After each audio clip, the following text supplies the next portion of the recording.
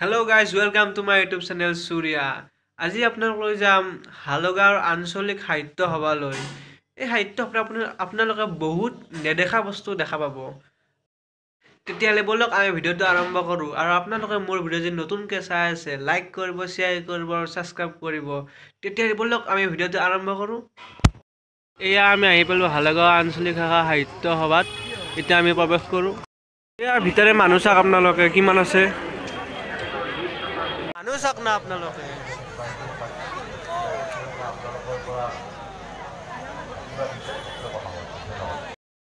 এইবিলাক হ'ল কিতাপৰ দোকান। কিমান কিতাপ আছে, কিমান কিতাপৰ দোকান আছে চাওক।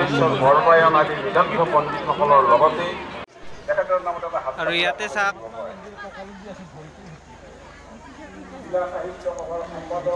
ব্ৰিটিছৰ পইচা।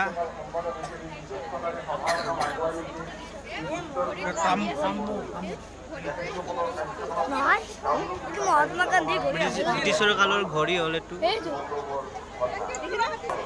আৰু এইফালে চাওক, এয়া হ'ল প্ৰথম বছৰৰ প্ৰথম সংখ্যা বাতৰি কাকত।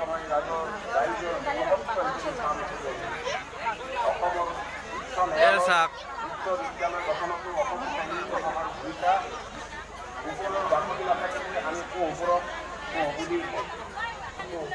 এয়া চাওক, এইটো ব্ৰিটিছ কালৰ টেলিফোন এনেকুৱা আছিল। এয়া হ'ল শৰাইঘাটৰ যুদ্ধত ব্যৱহৃত বৰটোপৰ গোলা চাওক। আৰু এইটো হ'ল বাঘৰ ডাউখোলা। লাৰিয়ে চাওক বাৰ।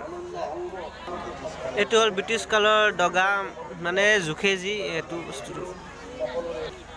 আৰু এইটো হ'ল দ্বিতীয় বিশ্বযুদ্ধৰ সময়ত ব্যৱহৃত লেম্প। আৰু এইটো হ'ল লেপটপৰ নিচিনা কঢ়িয়াব পৰা যঁতৰ। ইয়াত লেখাই আছে নুচুব, সেইকাৰণে চুই নাচাওঁ বাৰু। এইটো হ'ল কাৰিকৰী কৌশল। কি মজা লাগিছে, কি মজা বনাইছে চাওক।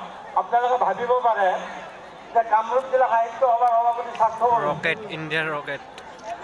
প্ৰদীপ কলিতাৰ বহুতো কাপোৰৰ দোকান, মনোহাৰীৰ দোকান, এনেকৈ বহুতো দোকান আছে ইয়াতে। এতিয়া আমি ঘৰত যাব ওলাইছোঁ। আচলতে সাহিত্য সভা হিচাপে বহুত কম বস্তু আছে, প্ৰায়ভাগ বেছি দোকানে। যি কি নহওক, আপোনালোকৰ ভিডিঅ'টো চাই কেনে লাগিল কমেণ্ট কৰি জনাব আৰু লাইক কৰিব, শ্বেয়াৰ কৰিব, ছাবস্ক্ৰাইব কৰিব। ধন্যবাদ।